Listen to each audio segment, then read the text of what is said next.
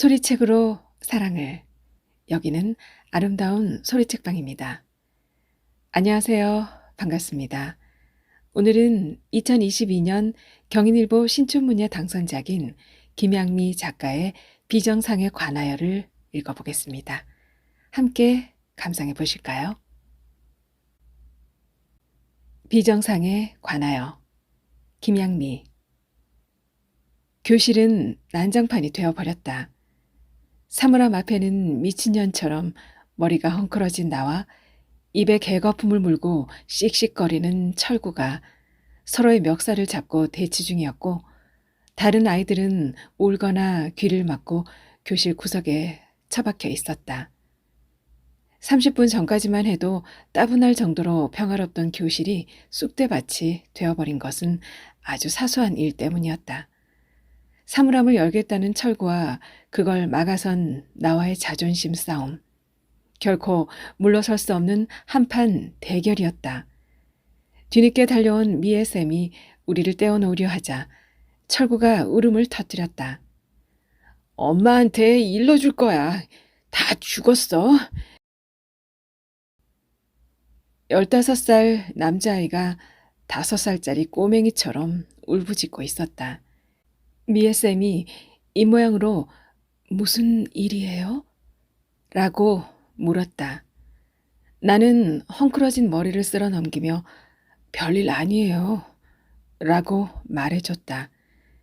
그리고 내 옷에서 떨어져 나간 단추를 주워 바지 주머니에다 쑤셔 넣었다.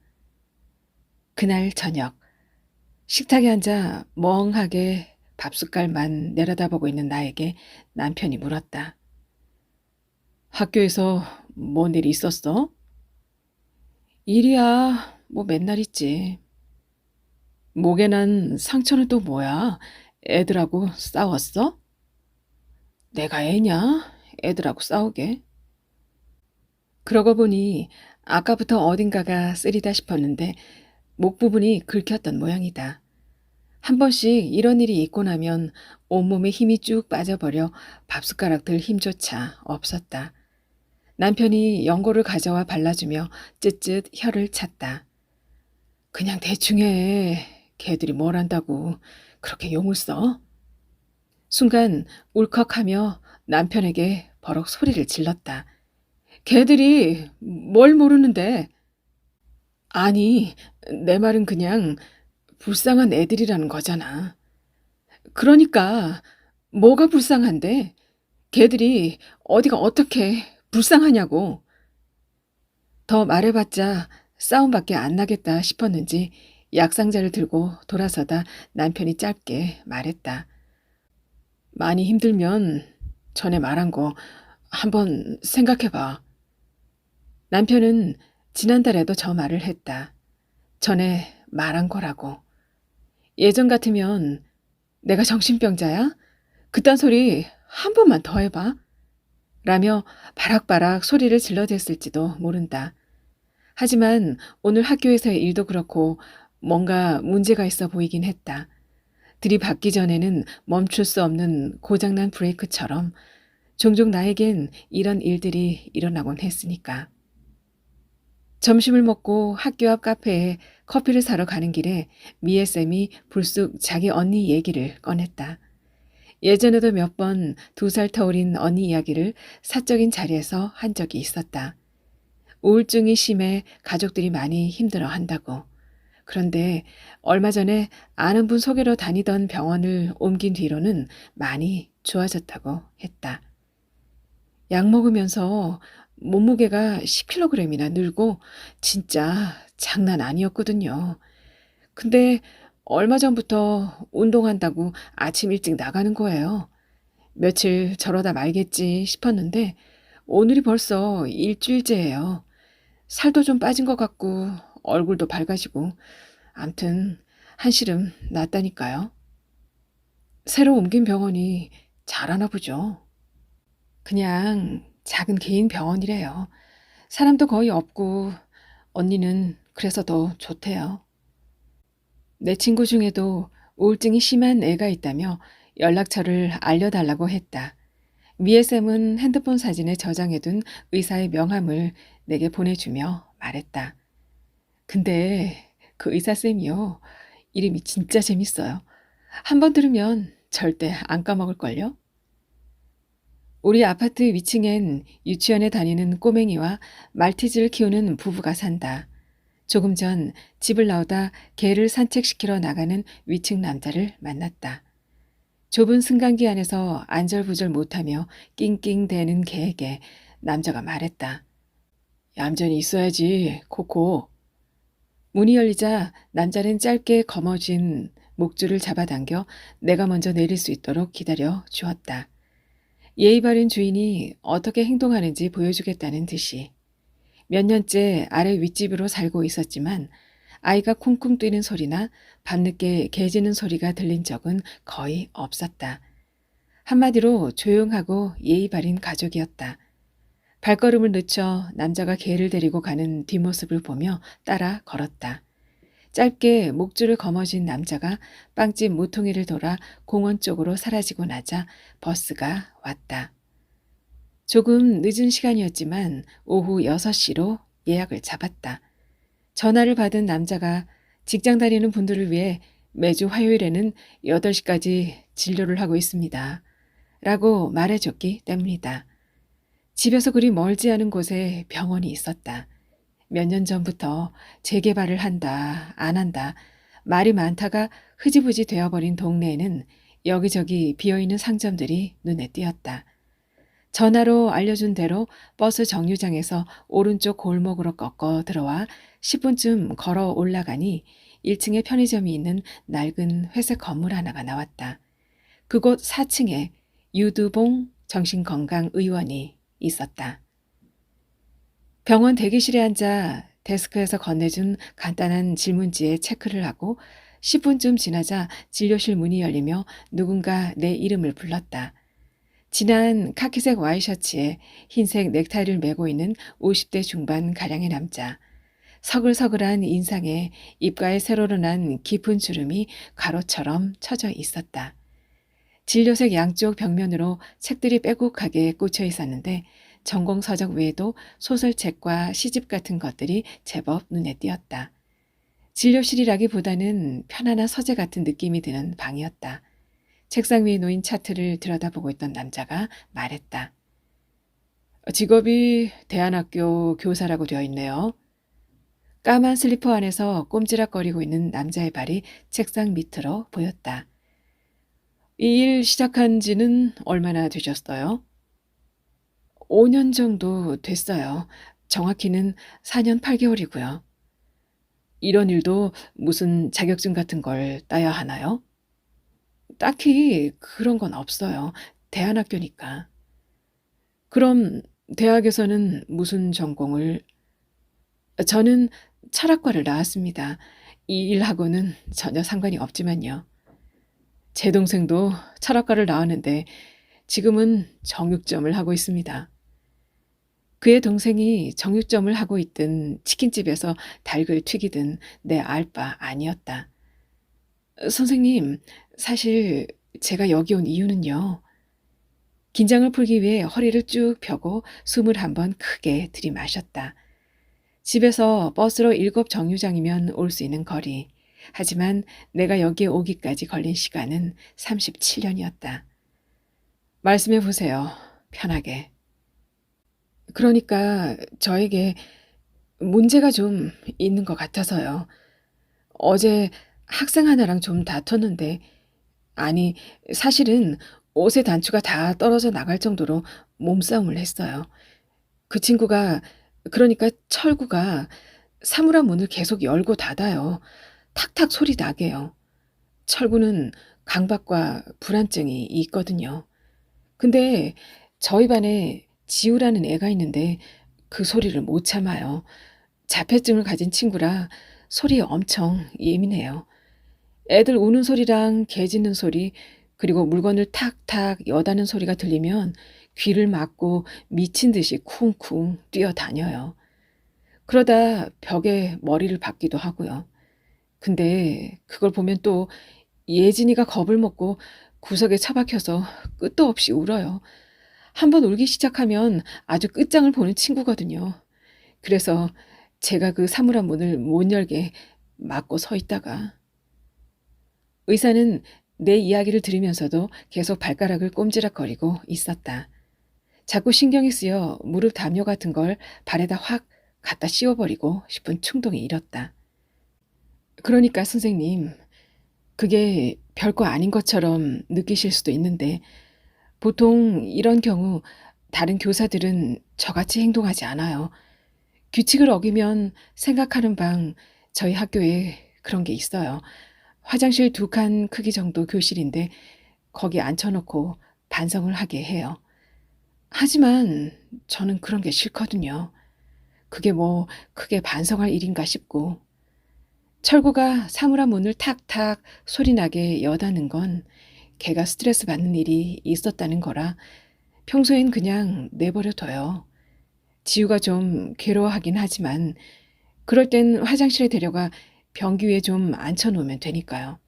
지우가 거길 좋아해요. 그러니까 제 말은 딴 교사들은 못하게 하는 행동도 저는 다 이해가 돼요. 문제는 그러다 한 번씩 제가 펑 터져버린다는 거예요. 어제처럼. 경우에 따라 분노 조절이 안 된다는 거네요. 네, 맞아요. 어떤 날은 되고 어떤 날은 안 돼요. 그러다 몸싸움까지 가고. 한 번은 민정이하고 머리채를 잡고 싸운 적도 있었다. 지적장애 2급인 민정이는 반사회적 인격장애를 가지고 있는 아이인데 가끔 엄마 카드를 훔쳐나가 엉뚱한 곳에 긁어 쓰기도 하고 집에 불을 지른 적도 있었다. 그런 민정이가 하루는 예진이 가슴을 만졌다. 몸은 어른인데 이성 친구들을 사귈 기회가 별로 없다 보니 이성, 동성 구분 없이 가끔 이상한 감정에 휩싸이기도 했다. 이해 못할 일은 아니었다.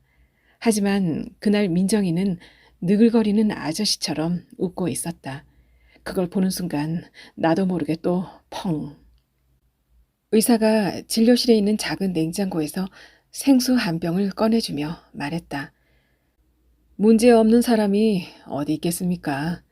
일단 오늘은 편하게 하고 싶은 말이 있으면 다 하세요. 일 때문에 스트레스를 받아서 그럴 수도 있는 거니까. 병원을 나선 시간은 8시 30분. 남편과의 갈등에서부터 내 어린 시절에 대한 이야기까지 두서없이 털어놓았다. 고해소의 문을 나서듯 진료실을 돌아 나오며 의사의 하얀 넥타이가 신부의 로만 칼라처럼 보인다는 생각을 했다. 이제껏 미뤄왔던 기나긴 참여력의 첫 페이지를 써내려간 느낌이었다. 2번째 상담 날짜가 잡힌 날은 학교에 하루 휴가를 냈다. 예약 시간보다 조금 일찍 병원에 도착해보니 의사는 진료실에서 컵라면을 먹고 있었다. 처음 병원에 간 날, 고등학생으로 보이는 남학생이 데스크에 앉아 있었는데 그날은 보이지 않았다. 김치가 담긴 사각 반찬통을 냉장고에 집어넣으며 의사가 캔커피 2개를 꺼냈다. 식사 중이셨는데 죄송해요. 아, 아닙니다. 나가서 먹는 것도 번거롭고 해서 그냥 한 끼 때운 거죠 뭐. 들어올 때 보니 아무도 없던데 다들 점심 먹으러 갔나 봐요. 지난달까진 데스크를 봐주는 사람이 따로 있었는데 결혼한다고 그만두는 바람에. 그럼 전에 왔을 때 본 그 친구는 누구죠? 고등학생 같아 보이던데. 아, 태식인 제 아들입니다. 용돈이 필요하면 가끔 나와 도와주기도 하죠. 첫 진료를 받으러 왔던 날, 데스크에 앉아있던 남학생 모습이 생각났다. 살짝 반 곱슬머리에 두꺼운 검은색 뿔테 안경을 쓰고 핸드폰을 보며 미친 듯이 낄낄 웃고 있었다. 딱히 뭐라고 표현할 수는 없지만 범상치 않은 독특함이 느껴지는 아이였다. 지난번에 오셨을 때 제대로 된 검사를 받아보고 싶다고 하셨죠? 뭔가 정확한 원인을 알고 싶어서요. 검사를 받아봐야 정확한 말씀을 드릴 수 있겠지만 대충이라도 말씀해 주세요. 저에게 무슨 문제가 있는 거죠? 어렸을 때부터 머릿속으로 오만 잡생각에 시달리고 친구들 사이에서도 엉뚱하다는 말을 많이 들었다고 했지 않습니까? 그런 걸로 봐서 조희성 씨는 성인 ADHD가 아닐까 싶습니다만 멍 때릴 때가 많고 뭔가 정리가 안 되는 타입이 주의력 결핍형이고 남들 보기에 소란스럽고 정신없다는 말을 자주 듣는 쪽이 과잉 행동 쪽이라고 나 같은 경우는 주의력 결핍 우세형이 아닐까 싶다고 했다. 그 말에 나는 원인이 뭐냐고 물었다. 뇌에 전두엽 쪽에 문제가 있다고 밝혀지긴 했지만 정확한 원인은 아직까지. 그래도 이유가 있을 거 아니에요. 유전적인 경우도 있고 더러는 임신 중에 산모가. 그럼 태어날 때부터 잘못된 뇌를 가지고 태어났다는 거네요? 꼭 그렇다고 단정할 수는 없습니다. 그러니까 선생님 말씀은 이게 유전일 수도 있다. 엄마나 아빠 둘 중 누군가가 저한테 이런 DNA를 물려줬다. 이 말씀인 거죠? 할머니나 할아버지일 수도 있겠지요. 더 정확한 건 검사를 받아봐야 알 수 있다고 의사가 말했다. 세 번째 진료가 잡혀있던 날 학교에 급한 일이 생겼다며 상담 날짜를 미뤘다. 검사 결과를 듣고 나면 현실이 될 것 같아 두려웠다. 며칠 정도라도 내 불행을 유예해 두고 싶었다. 마치 AIDS 검사를 받고 결과를 기다리는 사람처럼 나는 불안하고 초조했다.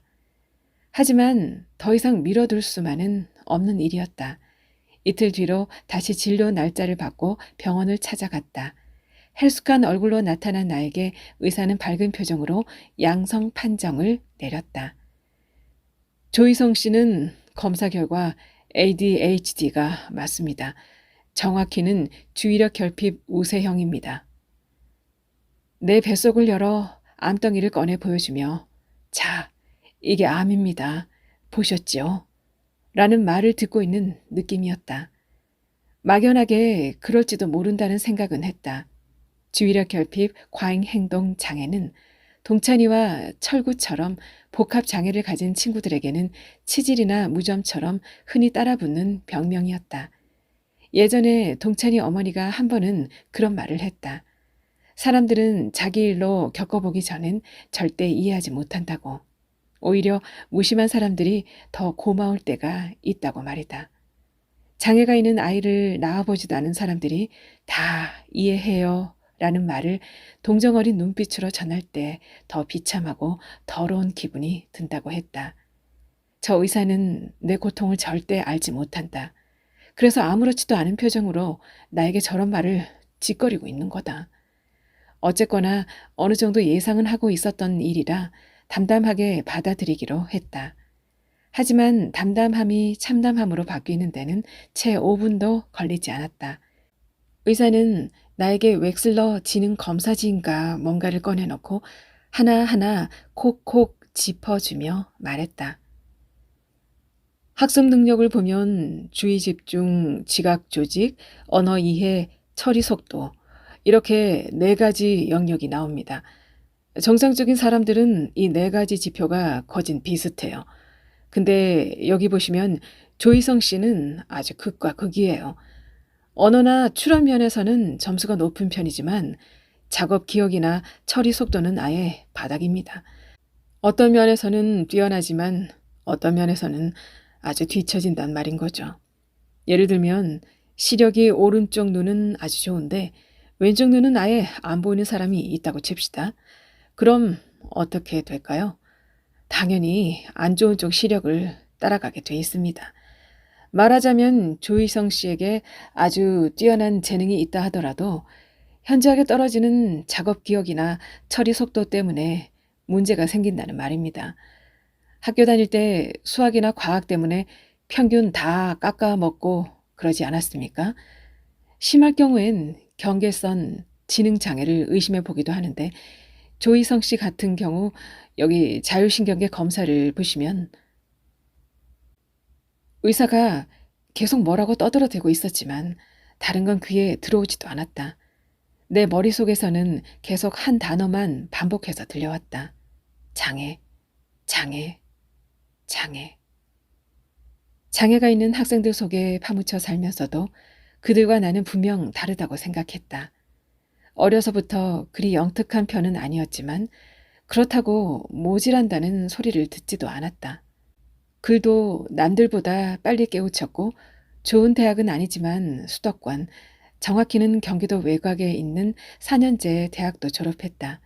그런데 내가 경계선 지능장애 수준이라니 이건 분명히 뭔가 잘못됐다.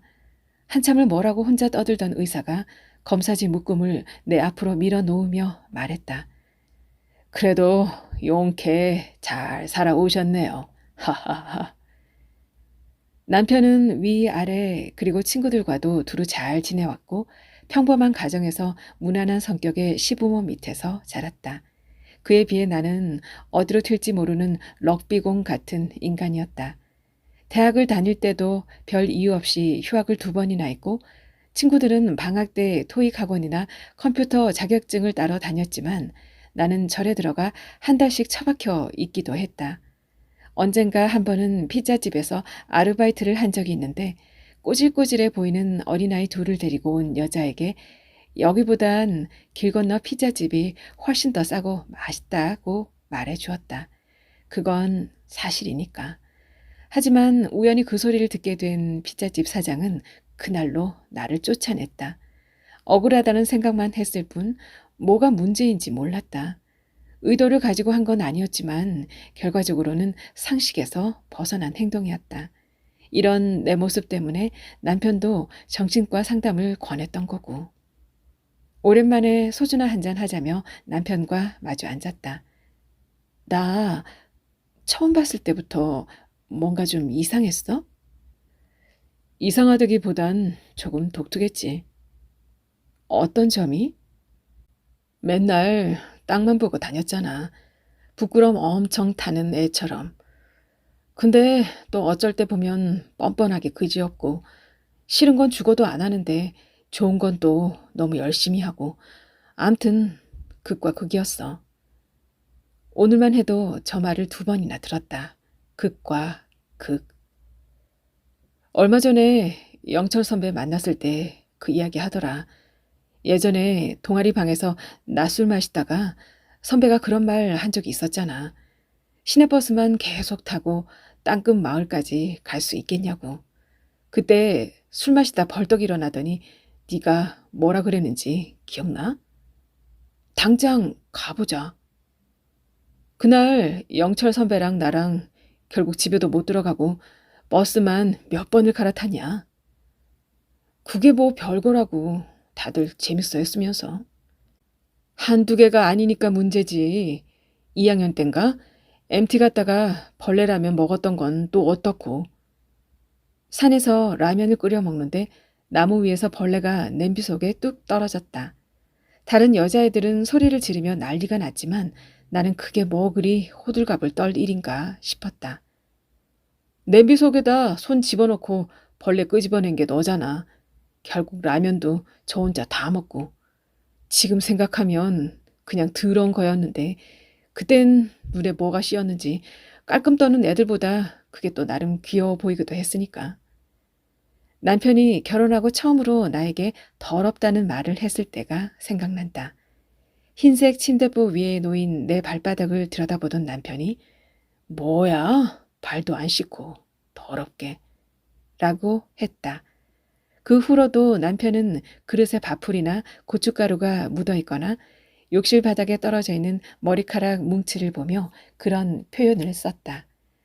식탁에 앉아 물컵을 들어 요리조리 살펴본 다음 물을 따라 마시기도 했다. 그럴 때마다 나는 유난 좀 떨지 마 라며 남편에게 짜증을 냈다. 엄마가 그러는데 내가 할머니 닮아서 그런 거래. 할머니는 죽어라 해줘놓고도 입으로 다 까먹는 사람이라고 했다. 그래서 할아버지도 결국 딴 여자한테 가버린 거라고. 엄마가 중학교 다닐 무렵 국밥집을 하는 동네 과부에게 돈을 빌려줬던 할머니는 혹시라도 그 돈을 떼먹고 야반 도주라도 할까봐 할아버지를 그 집에 보내 식당 일을 돕게 했다는 거다. 할머니와 달리 성격이 곰살맞고 애교가 많던 그 여자는 빌린 돈을 갚는 대신 할아버지를 데려갔다. 엄마가 할아버지였어도 할머니 같은 성격하고는 절대 못 살았을 거라며 혀를 찼다.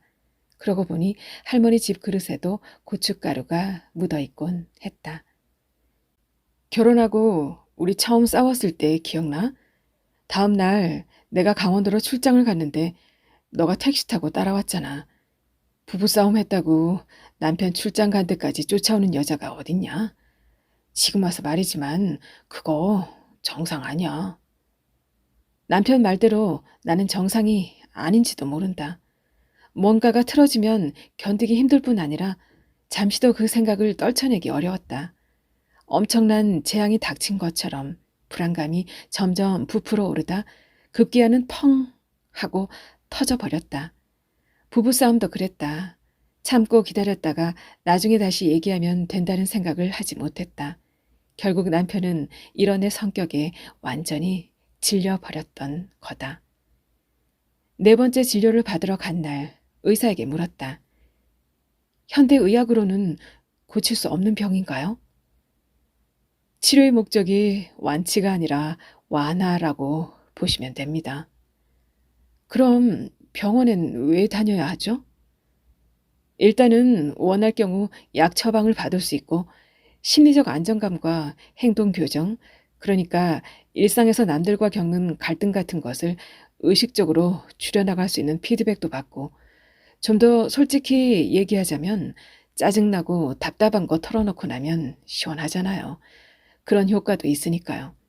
사실 이게 병원 온다고 완전 180도 달라지고 그런 건 아닙니다. 약으로 고칠 수 있었다면 제 아들놈도 벌써 고쳤겠죠. 아, 전에 한번 본 적 있지 않습니까? 저기 밖에 앉아있던 친구. 선생님은 이쪽 분야 전문가시잖아요. 그렇게 따지면 내과 의사가 간암으로 왜 죽겠습니까? 의사라고 아픈 거 다 고치고 그런 거 아닙니다. 제 아들놈 때문에 저도 안 해본 게 없어요. 약 먹이다 틱이 심하게 와서 그거 고친다고 또 별짓 다 하고 의사인 내가 무허가로 기치료하는 사람한테까지 데려가 봤다면 믿겠습니까? 한 번은 제 아내가 죽은 사람도 살려낸다는 어떤 목사한테 애를 데려갔는데 한겨울에 욕조에다 성수라는 걸 부어놓고 애를 담갔다 꺼냈다. 그 뒤로 우리 애가 물만 보면 새파랗게 질려 오줌을 질질 쌌다니까요. 의사가 환자한테 그런 무책임한 말을 하시면 안 되죠. 희망 고문 같은 게 더 나쁜 겁니다. 이 약 먹으면 낫는다. 고칠 수 있으니까 우리 한번 노력해보자. 이런 말이 더 무책임할 수도 있는 거지 않습니까? 그런다고 낫는 게 아니라는 걸 뻔히 아는데 어떻게 그런 말을 할 수 있겠어요. 본인이 원하면 뇌를 각성시키는 콘서트나 메타 데이트 같은 걸 처방해 드릴 수 있지만 그걸 먹는다고 마법처럼 사람이 확 달라지고 그러진 않습니다. 틱이나 우울증 같은 부작용이 생길 수도 있고 말입니다. 그래도 일단은 뭐라도 해보는 게 물론 치료를 받는 게 도움이 되긴 합니다. 문제가 뭐라는 걸 분명히 알고 나면 막연하게 불안하고 힘든 게 줄어들 수 있으니까요. 그게 제일 중요한 거 아니겠습니까? 그리고 주변 사람들에게 자신의 문제에 대해 솔직히 이야기하고 도움을 받는 것도 나름 필요하겠죠. 단체 문자라도 뿌리라는 건가요? 오픈하는 게 도움이 된다는 뜻입니다. 여기 오는 환자 중에 뚜렛 증후군을 가진 친구가 있어요. 본인의 의지와 상관없이 반복적인 근육틱과 음성틱을 동반하게 되는 질병이죠. 근데 골치 아프게도 욕을 합니다. 중학생 때 병원에서 진단을 받고 약을 먹던 중에 틱 증상이 나타난 거죠. 학교에서도 길 걷다가도 불쑥불쑥 욕을 해대니 얼마나 많은 오해를 받았겠습니까? 애들한테 발길질도 당하고 길거리에서 아줌마한테 뺨을 맞은 적도 있었대요. 한 번은 건널목에 서 있다가 거지 같은 새끼라는 욕이 튀어나왔는데 곁에 있던 아저씨가 갑자기 소주병으로 자기 머리를 내리쳤답니다. 노숙자였던 모양이에요. 아무튼 이게 긴장을 하거나 스트레스를 받으면 더 심하게 튀어나와요. 딸꾹질처럼 말입니다. 이렇게 살다간 맞아 죽겠다 싶어서 하루는 아침 조례 시간에 교탁 앞으로 튀어나갔대요. 그리고 선생님과 친구들 앞에서 자기가 어떤 병을 앓고 있는지 말했다는 겁니다. 니들도 알겠지만 나한테는 문제가 있어. 뚜렛 증후군이라는 병을 앓고 있거든. 그래서 나도 모르게 욕이 튀어나와. 내가 하고 싶어서 하는 게 아니, 개새끼, 씹새끼. 그러니까 너희들이 오해하지 말고 나를 좀 도와줬으면 좋겠어. 그리고 담임을 보며 이렇게 말했답니다. 선생님도 이놈아. 그래서 그 친구는 어떻게 됐나요? 지금은 많이 좋아졌어요. 이게 딱히 치료법은 없지만 나이가 들면서 저절로 호전되기도 하니까요. 지난번엔 병원에 여자친구도 데려왔더라고요. 어떻게 사귀게 됐냐고 물었더니 여자애가 그러는 거예요. 자기한테 자꾸 윙크를 하길래 몇 번 만나줬는데 알고 보니 그게 틱이었다고. 진료실을 나와 처방전을 받기 위해 데스크로 갔다. 들어올 땐 보지 못했는데 지난번에 본 까만 뿔테 안경이 핸드폰을 들여다보며 낄낄 웃고 있었다. 왠지 이대로는 집에 들어가기 싫었다. 뭔가 하자 있는 뇌를 가진 인간과 얘기하고 싶다는 생각이 들었다. 어디 가서 떡볶이라도 먹을래요? 아줌마랑요? 왜요? 그냥 배도 고프고 그래서. 기타 치러 가기 전에 시간 좀 있으니까 뭐. 아이는 떡볶이 말고 치킨을 먹자며 병원 근처에 있는 치킨집으로 나를 데려갔다. 이모, 여기 치킨 반반이랑 500 두 잔이요. 아직 학생인데 술 마셔도 되나? 괜찮아요. 아빠하고도 여기서 가끔 마셔요. 이모도 다 아는데요, 뭐. 치킨집 사장은 500 두 잔과 뻥튀기 한 접시를 내왔다. 지금 4시밖에 안 됐는데 학교가 벌써 끝났어요? 대안학교 다녀요. 작년에 자퇴하고 학교 옮겼는데 억지로 공부 같은 거 안 시키고 기타도 칠 수 있고 그래서 그냥 다녀요. 어차피 대학 갈 생각은 없으니까.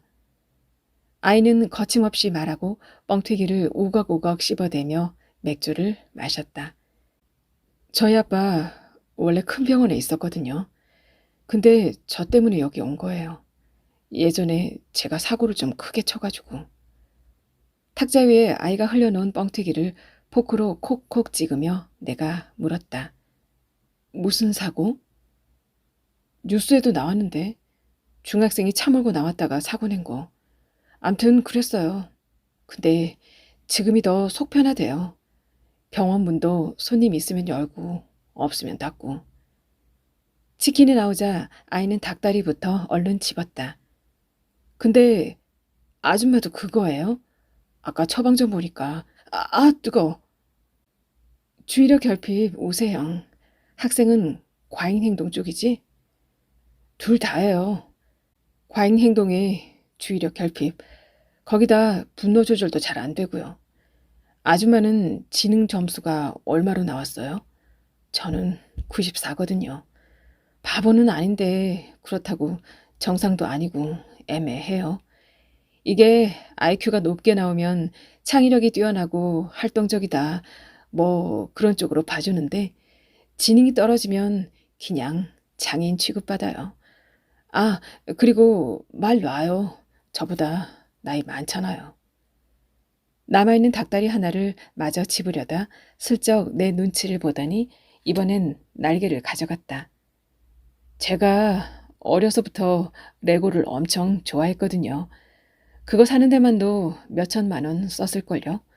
그런 거 보면 또 바보는 아닌데 학교 다닐 때 수학 점수는 거의 빵점이었어요. 숫자만 보면 속이 막 울렁거리고 크크. 나도 수학 싫어했는데 음악이나 체육도 잘 못하고. 그나마 체육 시간이 제일 좋았죠.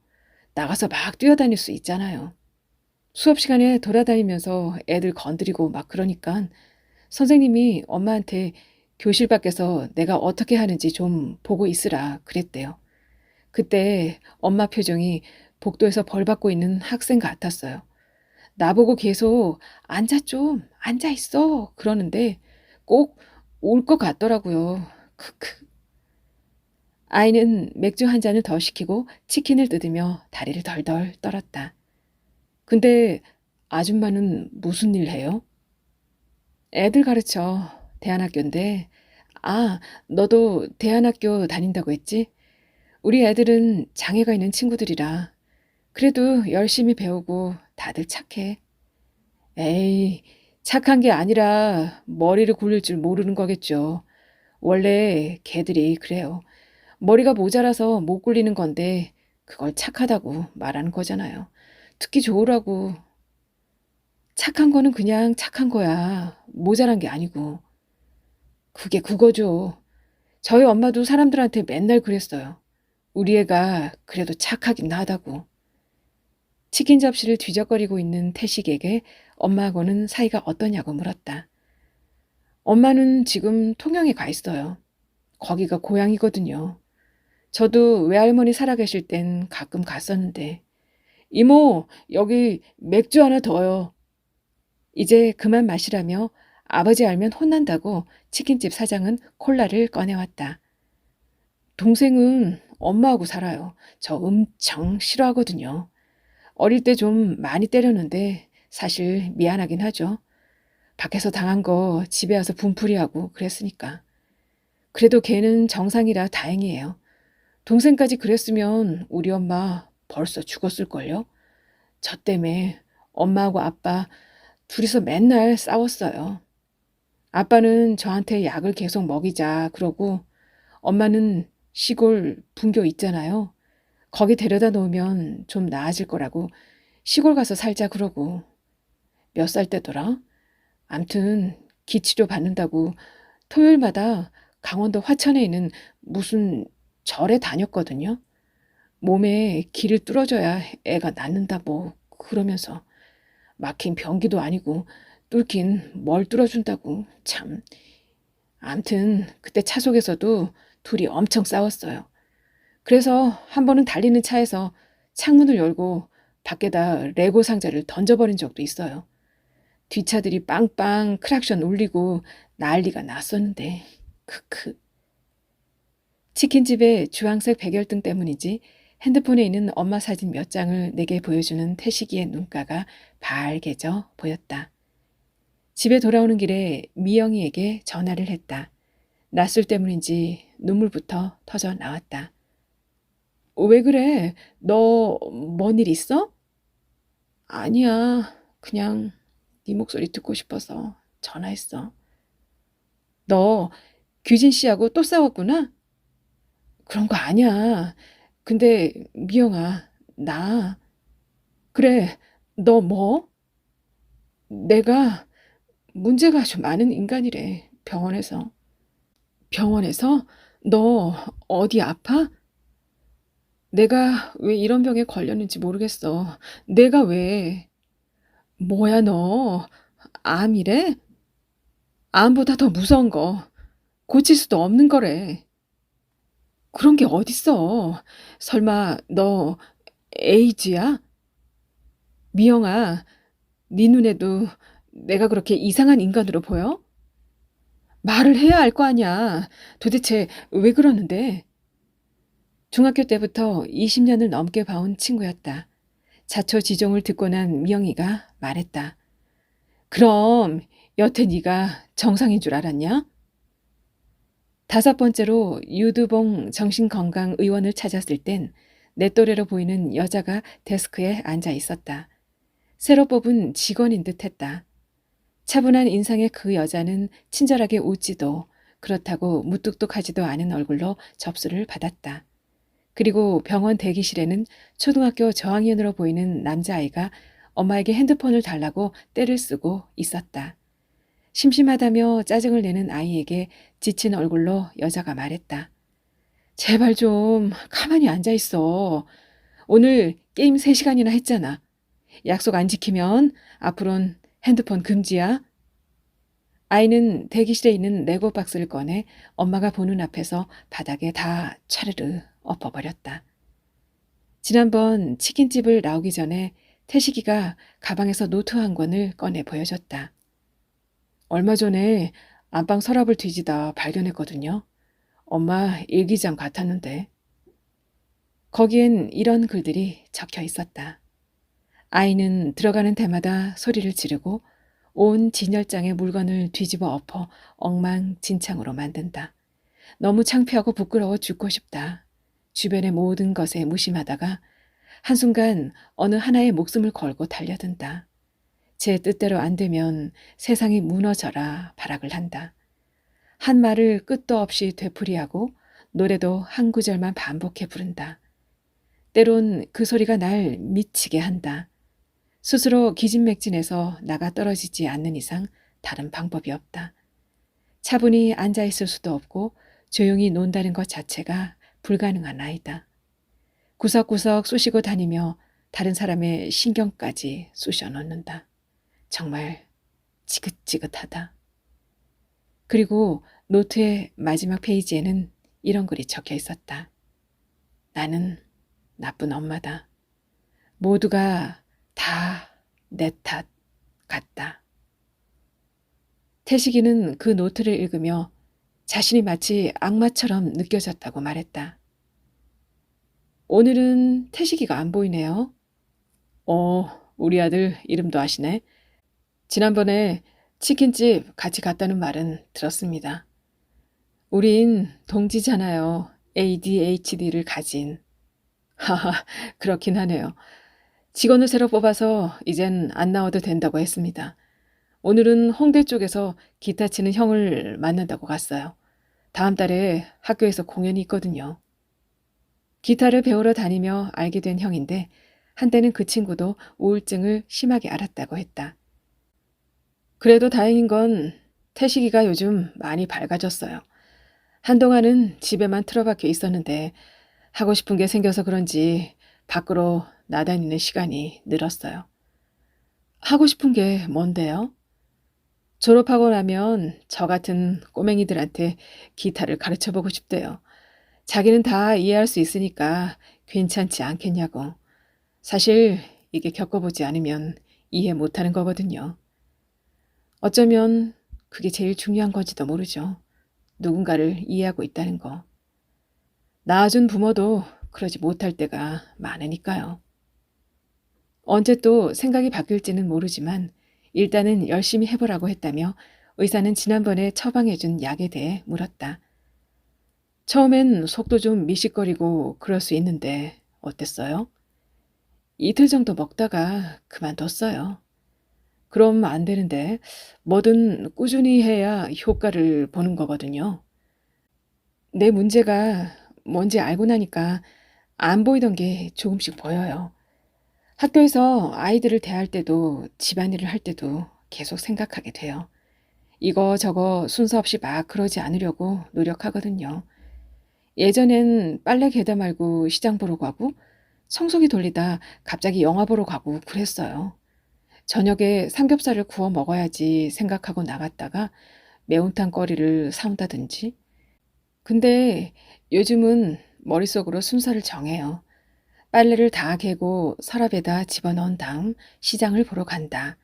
시장에 가면 이것저것 사지 않고 처음 메모한 것을 빠짐없이 사온다. 집에 들어와서 시장 본 걸 냉장고에 정리한 다음 비닐봉투를 개어 서랍에 넣는다. 학교에서도 교사들에게 말했다. 나에게 이런 문제가 있으니 혹시라도 감정적인 행동을 하면 바로 말해달라고. 며칠 전에도 철구하고 부딪힐 뻔 했을 때 경수쌤이 심호흡하라는 신호를 보내준 덕분에 그나마 멈출 수 있었다. 이런 노력을 해본 다음에 그래도 안 되면 그땐 약을 먹겠다고 했다.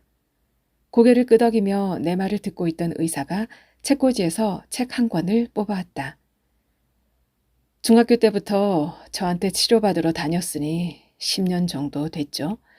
근데 이 친구가 얼마 전에 책을 냈더라고요. 콘서타 54mg을 매일 꾸준히 복용하던 앤데 하루는 약 먹는 것도 너무 지겹다는 생각이 들더라나. 그래서 약봉지를 쓰레기통에 다 갖다 버리고 자기가 살아온 얘기를 글로 쓰기 시작했대요. 한 달 동안 꼼짝 않고 들어앉아 썼다는데 이거 읽으며 저도 반성 많이 했습니다. 태식이 키울 때 생각나서. 의사가 건네준 책에는 비정상에 관하여라고 적혀 있었다. 책갈피가 꽂혀있는 페이지를 펼쳐 형광펜으로 밑줄이 그어져 있는 부분을 읽었다. 다른 사람과 다르다는 건 불행의 씨앗을 몸속에 품고 사는 것과 같다. 하루 종일 더러운 구정물 속에 들어앉아 있는 기분이었다. 모두가 나를 비난하고 무시하는 것처럼 느껴졌다. 내 탓이 아니라고 말해주는 사람은 아무도 없었다. 행복하게 사는 법도 희망을 품는 것도 좀 더 나은 내일을 꿈꾸는 것도 내 것은 아니었다. 하루를 푹푹 찢어 쓰레기통에 버리는 것 말고는 아무것도 할 수 있는 게 없었다. 구겨진 종이처럼 웅크리고 앉아 나 자신을 미워하는 것도 지겨워질 무렵 문득 그런 생각이 들었다. 남들이 뭐라 하든 상관하지 말고 딱 오늘 하루만큼은 나답게 살아보자. 10년 뒤에 어떻게 되자가 아니라 지금 당장 할 수 있는 티끌 같은 것들을 찾아내고 작은 성취감을 맛보자. 내가 나에게 잘했다고, 해냈다고 칭찬하며 기뻐해 주자. 비난 같은 조언, 다정한 것 같은 다그침, 억지 열정 따위는 나 같은 사람들의 얼마 남아있지 않은 인내심마저 좀먹는다. 행복을 정의하지 말고 행복해지려는 노력을 하면 된다. 그리고 내일이 되면 또 하루 행복해질 수 있는 것들을 찾아보자. 미영이도 언젠가 내게 비슷한 말을 했다. 어차피 인간은 딱 하루치씩밖에 못 사는 거라고. 하루치의 기쁨, 하루치의 시련, 내가 가지지 못한 것을 꿈꾸며 일상을 쥐어짜다 보면 하루가 무너져 버린다고 했다. 강하다는 건 어쩌면 하루치만큼 중심을 지키는 일인지도 모른다. 내가 나를 다독이는 것도 다른 누군가를 돕는 것도 하루치에 불과하다. 길고양이에게 하루치 밥을 주거나 내가 가르치는 아이들에게 세상은 살만하다는 하루치 감정을 선사하는 그렇게 딱 하루치만 보태며 살면 된다. 어떤 날은 실패하고 어떤 날은 충만하겠지만 늘 새롭게 하루치를 리셋하며 살 수 있으면 그걸로 된 거다. 이번 주말에 홍대 앞에서 버스킹을 한답니다. 조금 전 태식에게서 온 문자를 보며 의사가 말했다. 닫혀있던 진료실 창문을 활짝 열자 유리창 바깥에 기대 서 있던 따뜻한 봄 햇살이 노란 민들레처럼 안으로 쏟아져 들어왔다. 매주 금요일은 아이들이 바리스타 수업을 받기 위해 장애인 복지관에 가는 날이다. 저만치 앞서 뛰어가는 철구를 미애쌤이 종종 걸음으로 쫓아가고 지우는 어디서 튀어나올지 모르는 개 때문에 내 곁에 바싹 붙어서 걷고 있다. 귀에다 이어폰을 끼고 있는 예진이는 요즘 아이유가 나오는 드라마에 푹 빠져 있었다. 들어보나 마나 아이유의 마음을 드려요가 무한 반복되고 있을 거였다. 노래처럼 늘 뭔가에 최선을 다해 마음을 주는 아이. 카카오톡 대문 사진도 아이유였다. 바리스타 선생님에게 드릴 초콜릿 봉투를 가슴에 안고 있는 민정이는 어제 엄마 카드를 들고 나가 미용실에서 신부 화장을 하고 들어왔다고 했다. 그리고 주말엔 신혼집을 보러 갈 생각이라고. 어쩌면 다음 달쯤 결혼을 하게 될지도 모른다며 깔깔 웃었다. 예전에 한번 민정이가 내게 이런 질문을 한 적이 있다. 도대체 정상이라는 게 뭐예요, 쌤? 누군가 뒤에서 수군거리는 소리를 들었다고 했다. 그때 내가 뭐라고 대답해 주었는지 생각나진 않지만 지금 민정이는 묻지도 따지지도 않고 4월의 신부처럼 행복해 보인다. 눈처럼 흩날리는 벚꽃나무 아래로 우리 아이들이 춤을 추듯 걸어가고 있었다. 김양미 작가의 비정상에 관하여 잘 들어보셨나요? 이어서 작가의 수상 소감을 함께 하겠습니다. 내가 여태 써왔던 글의 주인공들은 대부분 약간의 비정상인 상태의 사람들이었다. 이번 응모작도 그랬다. 제목조차 비정상에 관하여? 그렇다면 나는 왜 이런 것들에 끌리는 걸까? 세상에는 잘난 사람들이 참 많다. 잘났다는 건 돈을 많아서일 수도 있고 학벌이 좋다는 뜻일 수도 있다. 하지만 사람들은 이 말을 잘났어 정말 이라든지 그래 너 잘났다 같은 비꼬임의 용도로 쓰곤 한다. 잘난 게 오히려 비웃음과 비난의 대명사가 되는 아이러니다. 오만함과 이기심, 타인에 대한 배려가 없는 잘남은 그래서 오히려 못났다. 그런 사람들보다 비록 조금 모자라고 서툴지만 열심히 살아가는 사람들의 이야기를 하고 싶었다. 말하자면 난 참 바보같이 살았어요 라고 말하는 사람들. 수많은 사람들이 매년 죽어라고 써낸 글들을 신춘문예에 응모한다. 당선작들을 읽다 보면 나는 죽었다 깨나도 이런 글들을 써내지 못할 거라는 자괴감이 든다. 그런 나에게 조금 더 해봐도 된다고 말해주는 사람들이 있었다. 동생 K가 그랬다. 누나, 이제 거진 다 왔어요. 조금만 더 힘을 내요. 포기하지 않으면 언젠간 돼요. 나는 언젠간이라는 그 말이 싫었다. 그 범위가 늙어 죽기 전까지가 될 수도 있는 거였다. 친구 제이는 내가 쓴 글에 좋은 말을 해준 적이 없다. 어쩔 땐 이것도 글이라고 썼냐며 악평을 했다. 묘하게 오기가 생겼다. 그런 오기가 다음 글을 쓰게 만들었다. 그리고 가족들은 내게 무심했다. 기대치가 낮다는 게 오히려 부담감을 덜어줬다. 그 외에도 많은 사람들이 당근 혹은 채찍을 휘두르며 앞으로 나가도록 격려했다. 그 힘으로 여기까지 왔다. 모두가 고마운 사람들이다. 이런 글도 소설이 될 수 있다고. 그러니 앞으로도 힘내서 써보라고 내 글을 뽑아주신 심사위원 분들에게도 머리 숙여 감사드린다. 한없이 모자란 나와 조금은 비정상적인 사람들에게 보내는 응원의 박수로 받아들이고 싶다. 그리고 무엇보다 나에게 소설을 써보라고 아버지처럼 따뜻하게 격려해 주신 이회수 선생님에게 깊이 감사드린다.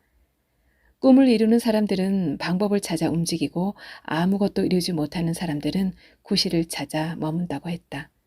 그러니 더 이상 문 앞에 서 있지만 말고 손을 내밀어 이제는 손잡이를 돌려야 할 시간이다.